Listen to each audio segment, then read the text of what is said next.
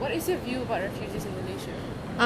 Well, from the most of the refugees I encounter, they're primarily Burmese refugees. So I mostly see them in Myanmar education centers from the few times that I volunteered, and from what I see, it's normally in contrast, very different to how the media paints them. The media sort of paints them in a negative light. They come here, they cause trouble and crime, whereas from my encounters with them, they seem to be just genuinely, hardworking people, just trying to make a living for themselves.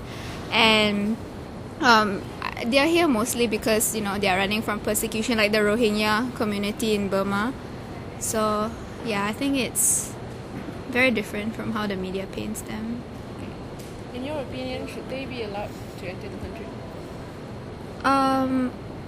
Yes, but I guess they should try. The problem is that for example, Malaysia, they haven't ratified like the UN Refugee Convention, so they're, I guess, compared to other countries, they're not so willing to let these refugees come in.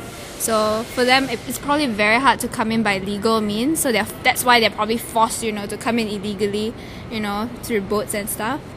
And yeah, I think they should, but I think instead of asking whether they should be allowed to enter the country, maybe like it should be, on the Malaysian government's, responsibility to try to provide legal means, for them to come in.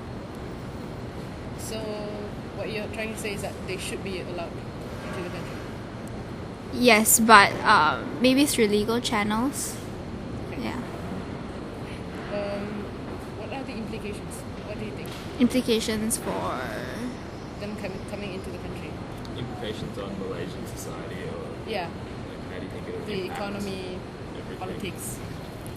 I guess if a lot of refugees were to come in, it would sort of change the cultural the how society would look like, which you can see in certain quarters of the city. Certain quarters does not really seem very Malaysian. It's changing the face of society. So I guess most people might feel threatened by it. They might say things like, I don't feel like I'm in my own country anymore.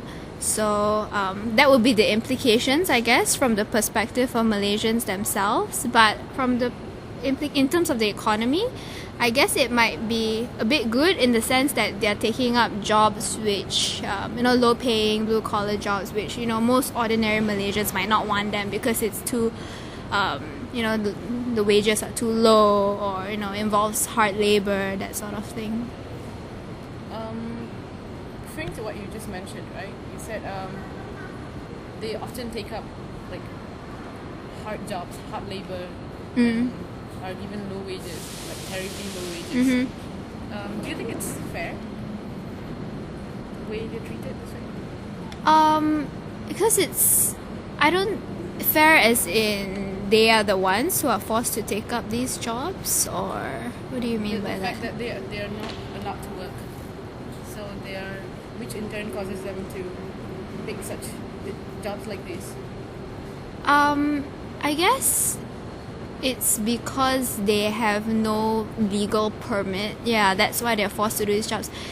In a sense, I guess it's not fair if, let's say, they are qualified to do jobs which are higher paying or require more skills. So it depends, because I'm sure these are a broad range of people. Some of them have higher skills than each other. So it depends. If, let's say, they are more suitable for that profession, then perhaps it might be fair. But if, let's say, back in their home country they were like professors or working in white collar jobs, then it wouldn't be fair. Have you had any personal encounter with a refugee? Yeah, primarily in Myanmar education centers. What steps do you think the Malaysian government should take to tackle this issue? They should ratify the UN Refugee Convention, because but in doing so, I think the refugees will be able to secure more of the rights they entail. Because right now, like, we have a UNHCR headquarter in Malaysia, so a lot of these refugees, they get the refugee card, the official card that identifies, they are refugees, so that means they're fleeing from persecution. But in Malaysia, that is irrelevant for the authorities. So probably if they start recognizing their status as people who are vulnerable, running away from their country, then, maybe they will be able to secure better rights for themselves. Yeah. Thank you. Okay, thanks.